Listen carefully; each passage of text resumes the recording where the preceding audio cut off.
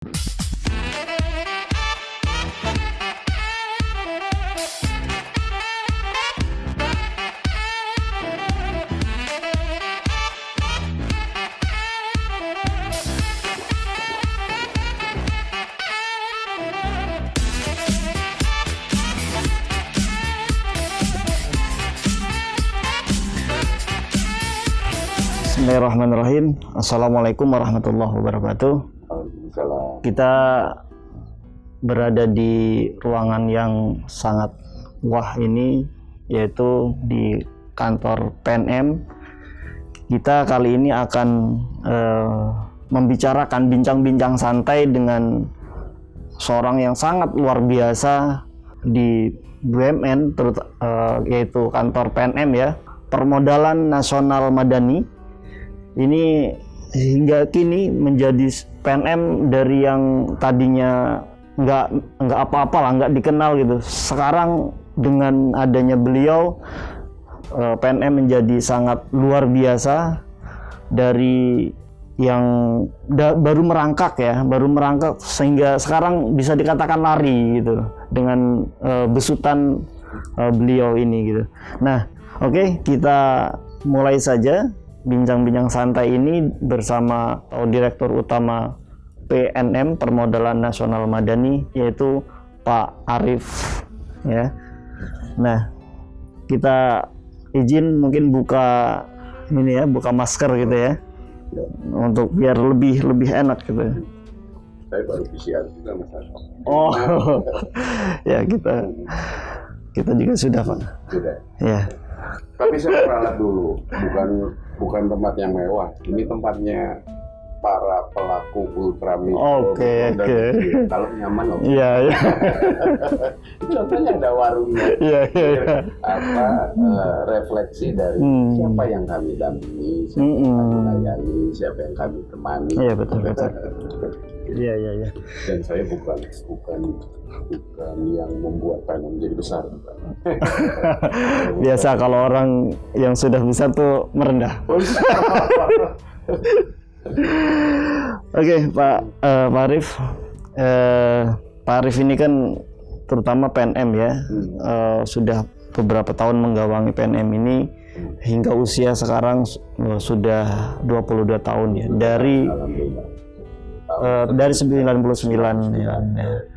Nah, kalau cerita awal lah gini, kita cerita awal dulu sebelum ke strategiknya. Bagaimana sih pas Pak Arief masuk ke sini gitu? Keadaan PNM seperti apa dan bagaimana merubah PNM hingga sampai 10 juta lebih ya ininya? 10,8 juta nasabahnya ya. Itu gimana itu? Itu ini, kalau boleh saya cerita dari awal ya, dan sobat BUMN semua bisnis. Kebetulan saya lahir, dibesarkan dan belajar di PNM. Jadi PNM ini buat saya ibarat rumah dan saya. Gitu. PNM lahir tahun 99 sebagai sebuah respon pemerintah terhadap krisis moneter, krisis keuangan, dan sebagai pelaksanaan dari TAP MPR nomor 16 tahun 1998. Ya. Saat itu krisis moneter, semua sektor formal, nyaris hampir semua sektor formal terdampak. Yang semi formal, yang informal, terutama yang diisi oleh segmen pelaku usaha. Kalau sekarang ada ultramikro, mikro, kecil. Kalau waktu itu cuma usaha kecil, menengah bahasanya. Kalau sekarang yang diisi oleh segmen ini relatively tidak terlalu terdampak. Bukan tidak terdampak, tidak terlalu terdampak. Nah, ini yang jadi bantalan, jadi pahlawan menjaga krisis tidak terlalu. Nah, PNM didirikan sebagai pelaksanaan TAP MPR nomor 16 tahun 1998 tentang demokrasi ekonomi. Kalau sekarang istilahnya ekonomi kerakyatan. Jadi waktu itu pemerintah dan parlemen MPR juga merasa perlu ada penyeimbang ekonomi antara yang besar dan yang kecil. Ada keadilan, ada pemerataan. Respon pemerintah dalam hal ini adalah selain pelaksanaan tadi menjadi kendaraan untuk terlaksananya ekonomi kerakyatan, apresiasi terhadap para pelaku usaha kecil menengah yang menjadi pahlawan ekonomi. Nah, PNM diharapkan menjadi kendaraan yang bisa mendorong, memfasilitasi para pelaku UKM itu. Tapi waktu itu lagi krisis. Pemerintah juga bukan banyak kendaraan. Kami hanya diberi modal waktu itu 300 miliar untuk melayani para pelaku UKM seluruh Indonesia. Walaupun sudah ada bank yang melayani untuk pembiayaan, tapi pemerintah berharap PNM ini harus beda. Makanya di awal-awal sering ada yang menyebut PNM sebagai lembaga keuangan alternatif. Mohon maaf kalau lembaga keuangan lain hanya memberikan pembiayaan. PNM harus mengkombinasikan antara pembiayaan dengan pendampingan, dengan capacity building, dengan pelatihan dan sebagainya. Nama Madaninya aja waktu itu beri langsung Bapak Presiden, Pak Habibie, Presiden Republik Indonesia ketiga. Karena PP-nya yang tanda tangan waktu itu beliau, nama Madaninya. Itu bisa 2 hari 2 malam Mas Anwar kalau saya cerita. Jadi saya skip dulu. Jadi kenapa namanya Madani? Tapi intinya Pak Habibie yang sampai sekarang kami seluruh insan PNM jaga dan laksanakan bahwa PNM harus memberikan 3 modal kepada para pelaku UKM tadi, kepada para pahlawan ekonomi setelah krisis. Apa? Pertama modal finansial, kedua modal intelektual, tadi capacity building, pelatihan, pendampingan, dan yang paling penting yang ketiga, modal sosial. Bagaimana para pelaku UKM ini berusaha melaksanakan aktivitas produktifnya, tetap memperhatikan social mind, tetap memperhatikan, ini kan akar budaya bangsa Indonesia kan, guyup, gotong royong, tetap memperhatikan hal itu. Karena sekarang kita lihat pengusaha-pengusaha besar bikin asosiasi. Kalau para pelaku UKM bikin asosiasi, ya mungkin nggak ada. Kalau formal gitu nggak ada, nggak bisa jalan gitu. Tapi dengan mental sosial, guyup, kelompok, terus saling bantu, itu akan terjadi sinergi dan kolaborasi usaha para pelaku UKM yang pada akhirnya menjaga pertumbuhan mereka. Itu penting dan jadi wasiat buat kami yang insya Allah sampai hari ini dan hari ke depan itu tetap kami. Emang betul ya. Jadi UMKM itu walaupun nggak terorganisir, awalnya tetap tumbuh gitu ya. Bahkan mampu mengatasi krisis 98 itu ya. Kadang-kadang perlu diingetin bahwa mereka juga harus bersinergi. Apalagi sekarang di bawah naungan pembinaan oleh PNM ini gitu ya.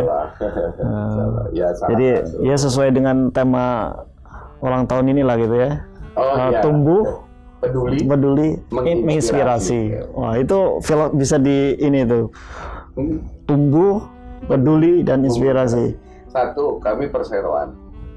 Kalau harus creating baik economic value maupun social value, karena kami perseroan dan didirikan sebagai BUMN juga sebagai agent of development. Perseroannya PT-nya harus creating value, agent development-nya harus creating value juga, social value sama development value sebagai agent of development. Nah, harus tumbuh terus. Makin tumbuh semakin besar, maslahatnya makin besar. Kalau dari aspek social value-nya tadi, sebagai aspek agent development-nya, semakin tumbuh semakin besar, kesejahteraan karyawannya semakin baik, karena bisnisnya semakin besar. Satu, peduli. Yang saya sampaikan bukan juga dari saya cuma melanjutkan dari para senior dari PNM termasuk Pak father kami, bahwa berbisnis tanpa hati, tanpa peduli itu nggak ada belief, nggak ada. Jadi balance nih, ya bisnis tapi ada peduli. Karena tadi kami juga sebagai agent of development.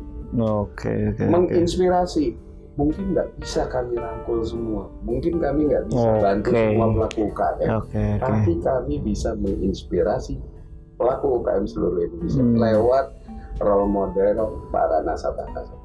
Itu mungkin Mas Anwar. Kenapa dikasih tagline itu ya? Ya, jadi saya juga kalau ngelihat gambar-gambarnya tumbuh itu diandaikan mekar itu diandaikan seperti bayi yang sedang merangkak, terus mekar plus menjadi lagi jalan titah-titah gitu ya. Ya persis. Produk kami pun baik produk pembiayaan maupun pemberdayaan. Jadi perusahaannya PNM-nya harus sustain. Nasabahnya juga harus sustain. Makanya ada ciri khas produk-produk kami selalu berjenjang. Ada mekar reguler. Ini kalau saya boleh infokan, ini untuk para pelaku usaha subsisten yang berusaha untuk hidup, bahkan mungkin bertahan hidup. Kalau nggak usaha dia nggak hidup. Jadi untuk pemenuhan kebutuhan dasar ada mekar reguler, mekar biasa. Naik mekar plus biasanya ya 3-4 tahun, tapi bisa juga ada yang 2 tahun sudah naik ke mekar plus. Kita lihat seberapa ekspansif dan tumbuhnya dia. Ini kenapa kita bedakan juga? Jadi apresiasi buat dia. Ibu sudah tumbuh. Jadi entrepreneur bukan pelaku usaha. Sistem tadi mekar plus. Prosesnya juga kami beri gimmick juga. Kalau yang mekar reguler, nah ini tadi dengan modal sosial yang kami harus laksanakan, ada pertemuan setiap minggu. Setiap minggu nasabah kami selalu bertemu. Itu di mekar. Kalau di Mekar Plus, kami beri opsi. Karena kan udah mulai tumbuh nih usahanya, udah sibuk. Ibu mau 2 minggu sekali atau tetap setiap minggu? Ada yang pilih tetap setiap minggu supaya tetap kumpul, atau ada juga yang pilih 2 minggu. Wah, udah terlalu sibuk. Jadi tapi bisa ya itu Pak dijadwalkan dengan insan PNM itu kan 53. Sekarang 57.000, hampir 58.000. 58.000. Nah, dan itu mereka yang mendampingi itu. 50 mendampingi 10,8 juta. Iya, rata-rata satu orang itu mendampingi sekitar 310. Kan yang di lapangan mungkin ada 50 sampai 51 ribu. Yang mendampingi 310 nasabah yang terbagi dalam kelompok-kelompok, kira-kira sekitar 5 sampai 8 kelompok. 8 sampai 12 kelompok 310 itu. Nah, setiap hari si AO kami, si karyawan kami itu bertemu dengan 5 sampai 7 kelompok. Jadi padat semua kegiatannya, ya nasabahnya padat, muter terus ya. Saya biar di kantor ya ikut mantau gitu. Ikut juga ke daerah. Nah tadi lanjut Mekar Plus naik ke kami di nama Ulam. Ada Ulam Pantas, ada kopinya, masih ultra mikro nih. Kita apresiat lagi, mau bertemu setiap 2 mingguan tadi seperti Mekar Plus atau sebulan sekali gitu. Karena usahanya juga semakin itu. Karena tapi proposisinya antara plafonnya beda, naik terus sesuai dengan tumbuhnya. Tapi jumlah UMKM-nya semakin kecil gitu ya kalau semakin ulang. Semakin ke atas semakin kecil karena yang 10,8 juta sekarang ini komposisinya besar di yang reguler, sekitar 10 jutaan lah, karena dia kan yang terus kita tambah. Karena kami kebetulan dapat amanah dan kepercayaan baik dari pemerintah, terutama dari Bapak Presiden sendiri, bahwa PNM meluas kesempatan buat para segmen masyarakat prasejahtera dan rentan sejahtera ini untuk berproduktif. Perlu harus bantu. Kenapa? Karena ini jadi bagian salah satu program penurunan kemiskinan yang sistemik. Karena kita dorong mereka untuk produktif. Jadi ngebantu Kementerian Sosial ya? Ya semua lah pemerintah, semua kementerian. Kemiskinan kan masalah bersama. Dan betul. Jadi awal pandemi itu PNM juga ikut sakit. Karena nasabah tadi bedanya dengan krisis 98. Pandemi ini kan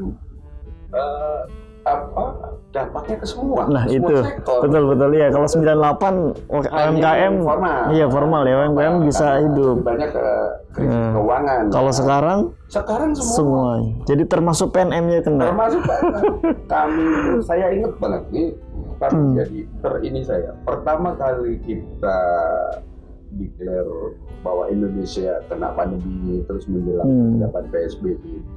Itu posisi 16 Maret jumlah nasabah aktifnya PNM tadi ada 6.463.810 sampai angka-angkanya apal banget ini. Buat saya. Ini luar biasa. Dampak 700. Kenapa? Karena pandemi ini yang dibatasi mobilisasi.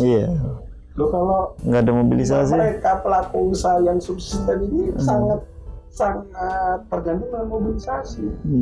Orang jualan kue di depan sekolah, kecil-kecilan, jualan nasi uduk dekat sekolah buat sarapan anak sekolah tutup. Jualan lontong sayur dekat kantornya tutup. Betul. Jualan ya minuman depan pelabuhan di depan pelabuhan untuk kuli angkut atau penumpang tutup pelabuhan. Betul. Sampai di kami. Jadi terus kita putuskan 2 minggu setelah 16 Maret itu kita stop operasional. Padahal PSBB belum diberlakukan, tapi kami udah tetapkan stop dulu aktivitas. Angsuran pun kita beri keleluasaan. Waktu itu regulator belum regulasi untuk relaksasi. Kita udah pokoknya angsuran kita beri 2 minggu mereka bebas angsuran. Kami berkonsolidasi di dalam. Ini kita harus apa? Bener. Kedua, saya bersama teman-teman di board di direksi harus tetap menjaga semangat insan PNM. Jadi kita terus sering-sering Zoom selama itu sambil konsolidasi untuk antisipasi terhadap kondisi ini. Kan kita harus adaptif nih, nggak bisa terus duduk manis aja.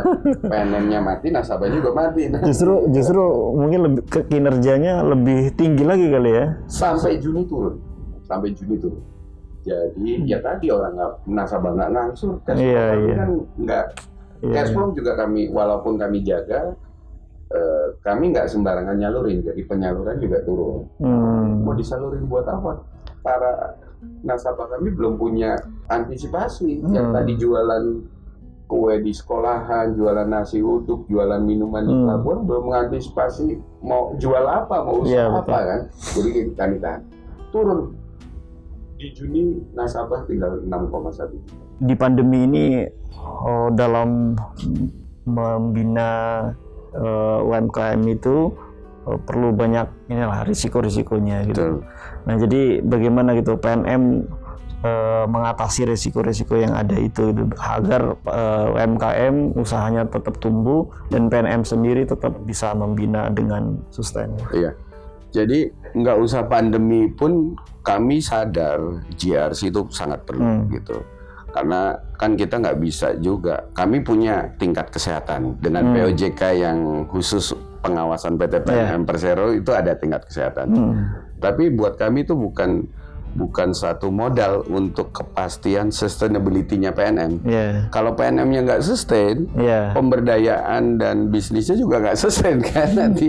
Nah kasihan pelaku ultra mikro kecilnya nanti. Nah buat kami GRC itu jadi satu kebutuhan. Kenapa? Karena dengan mengimplementasi GRC kami bisa memetakan diri, mengukur diri apa potensial risiko yang akan kami hadapi, dan Dengan GRC juga, dengan implementasi manajemen resiko, terus manajemen tools yang terkait dengan GRC, kami juga bisa melihat peluang-peluang apa yang bisa kami kembangkan.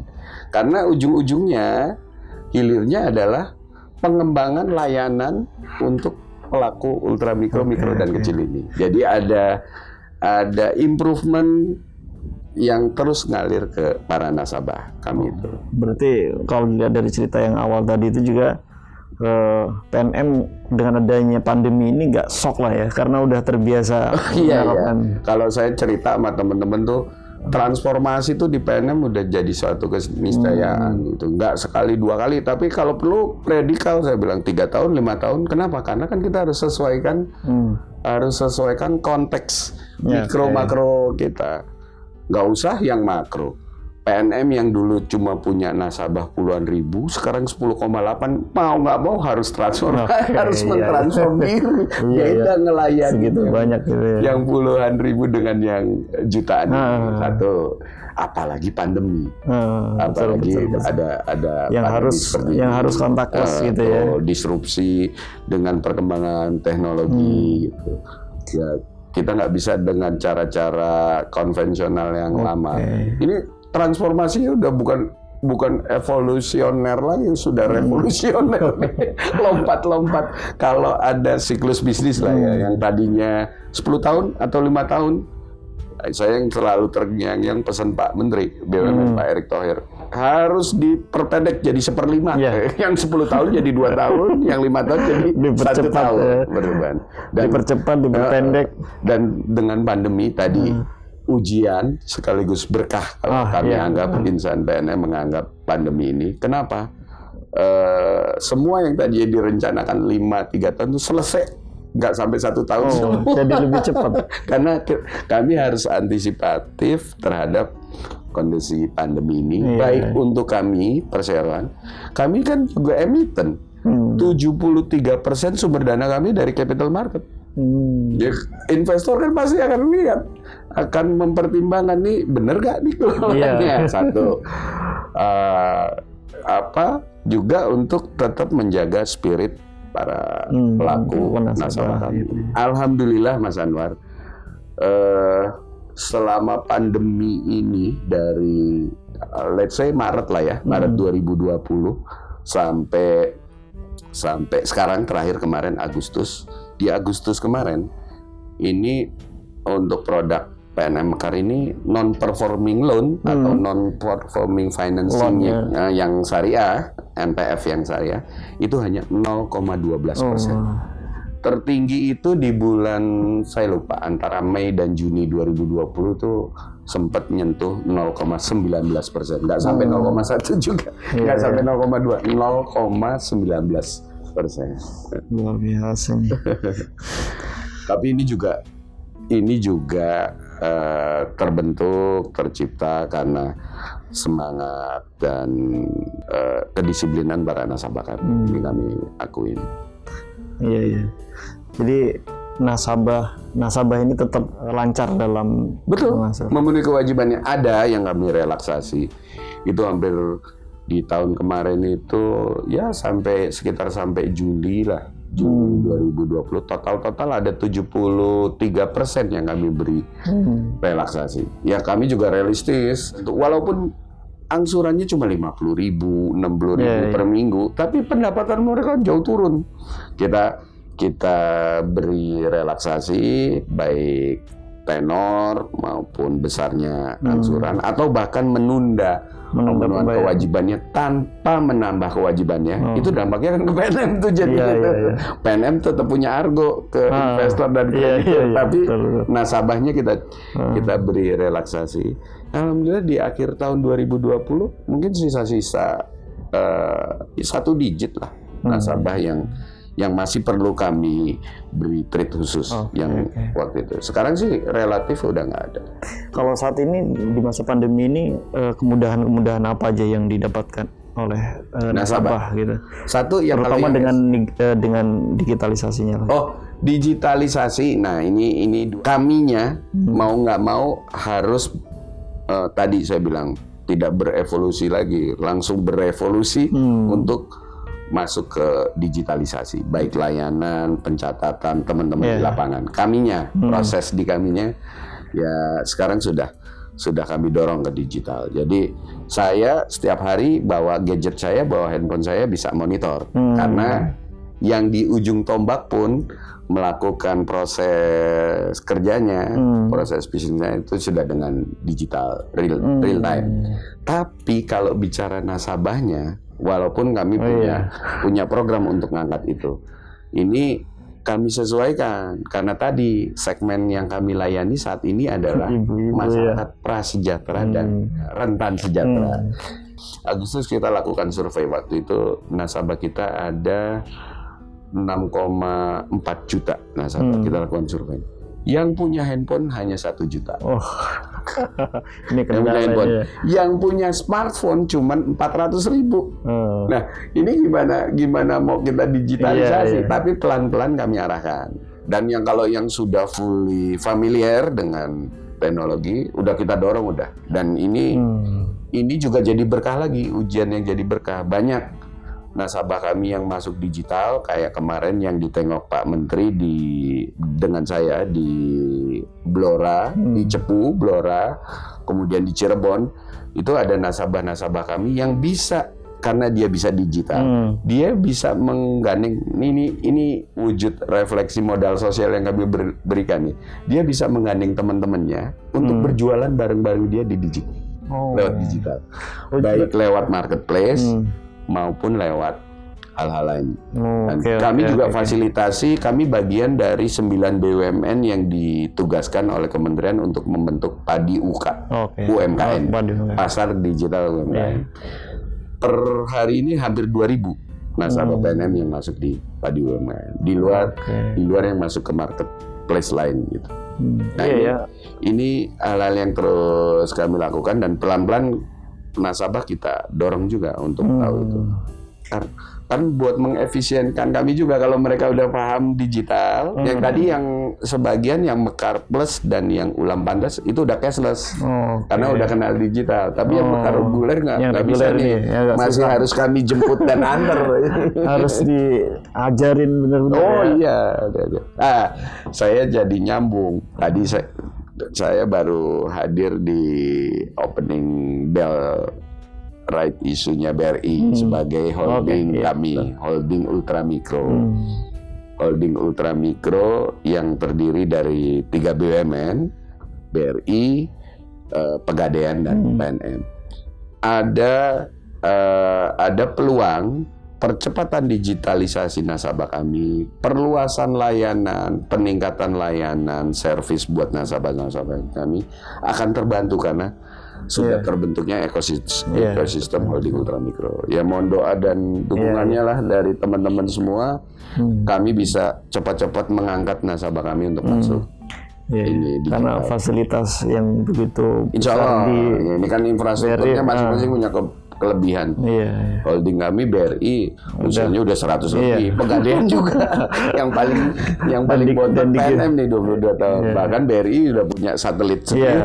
Digitalisasinya keren. Gitu, Mas. Berarti untuk berusaha Mekar dijadikan bankable itu lewat proses. Dan semoga lewat ekosistem holding ultramikro ini akan terjadi akselerasi percepatan mereka tumbuh. Kenapa? Tadi dengan modal sosial.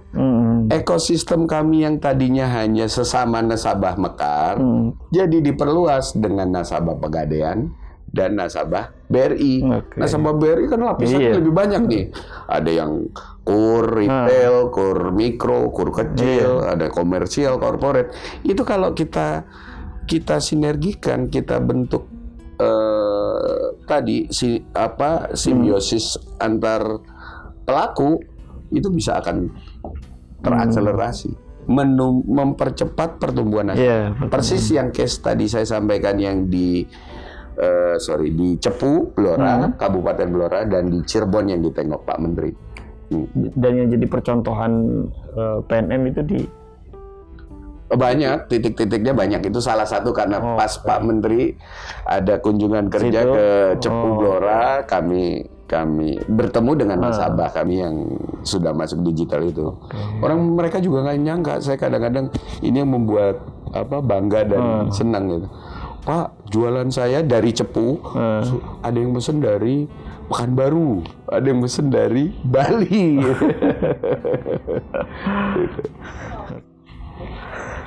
Oke, iya. PNM ini kan memang kalau kita lihat lebih fokus kepada mekar ya, ke ibu-ibu gitu. Nah kalau ininya milenial gitu, gimana? Ada kan banyak nih sekarang lagi hero-hero juga pengusaha milenial. Oh iya. Di Mekar ini ada 3 segmen.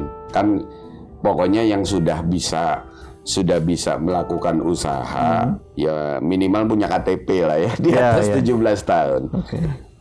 Ada segmen memang tidak terlalu besar di segmen 17 sampai 20 sampai 30 tahun lah. Itu lumayan besar. Kami klasifikasikan 17 sampai 25 sampai 30 dan seterusnya. Kalau milenial kan berarti sampai berapa? Sampai di bawah 35 lah ya. Sebetulnya komposisi termasuk banyak. Dan apalagi karyawan kami ini, insan PNM ini yang 58.000 tadi, 95,5% itu komposisinya usia di bawah 25 tahun. Wah, ini Arif Mulyadi yang udah tua pun jadi mau nggak mau harus ngikutin gayanya. Ikut muda jadi karyawan. Iya, bahasa saya kayak kepo, alay, baper itu harus saya pakai ke mereka biar nyambung. Termasuk nasabah. Kalau lagi kunjungan nasabah. Ya teman-teman, kalau teman-teman di PNM udah hafal lah. Pasti kalau Arem saya dipanggil Arem. Kalau Arem ngomong itu ingat nggak boleh baper, tapi harus kepo. Kepo untuk nambah pengetahuan dan terus belajar. Baper ya ini bahasa trennya teman-teman milenial kan itu baper. Baper ngelihat temennya maju, baper kasih sampainya jalan sama yang lain, atau baper mantannya jalan sama yang lain ya kayak gitu. Malah nggak produktif, saya bilang jadi jangan baper. Luar biasa nih. Tapi kami dukung dan kami buatkan saluran-saluran buat mereka. Kenapa? Karena milenial ini energinya lebih dari generasi saya. Saya lahir handphone aja belum ada, telepon fix mungkin juga nggak banyak orang yang punya. Loh milenial umur 2-3 tahun dia udah main gadget orang tuanya. Informasi udah cukup tinggi. Jadi energi semangat yang tinggi ini kami harus fasilitasi dan salurkan ke meningkatkan produktivitas mereka. Pak Arif ini benar-benar mengerti nasabahnya seperti apa. Maka nasabah juga karyawan juga. Iya, karyawan, nasabah dan karyawan. Maka nggak salah kalau dapat berbagai penghargaan. Salah. Ada CEO talent kan yang baru-baru ini ya. CEO talent, the best kan CEO. Teman-teman bisnis yang diundang untuk kalau bahasanya teman-teman di PNM Pak Mas Anwar, kita cari pahala. Piala nomor 2 katanya gitu. Yang nomor 1 pahala ya. Iya, kalau begitu boleh tahu moto dari Bapak sendiri lah dalam menyemangati insan PNM terus UMKM agar terus maju itu. Kalau yang paling sering ke teman-teman ya tadi jangan baper, harus kepo itu. Tapi saya ngingetin ke teman-teman. Ini yang saya sendiri salut. 95,5% milenial yang ada di kami, yang 98% ya perempuan itu value purpose-nya tinggi. Value purpose-nya tinggi. Jadi saya merinding. Ternyata sama dengan saya. Bagaimana saya dan teman-teman insan PNM ini bisa bermanfaat buat orang lain. Gitu. Itu yang selalu ditanamkan. Oke. Kita nggak terasa nih Pak Arif. Udah berapa jam? Hampir setengah jam lebih. Karena kita mengerti Bapak pasti banyak kegiatan lain yang harus harus ini biar sesuai dengan misi-misinya. Oke, mungkin terima kasih banyak Pak Arief sudah menerima kita untuk bincang-bincang ini. Semoga ini bermanfaat lah buat ini, karena ini akan kita tayangkan di media sosial kita biar menjadi inspirasi buat BUMN-BUMN lain, buat para nasabah juga biar lebih semangat lagi begitu. Terima kasih. Terima kasih. Assalamualaikum warahmatullahi wabarakatuh. Waalaikumsalam warahmatullahi wabarakatuh. Terima kasih.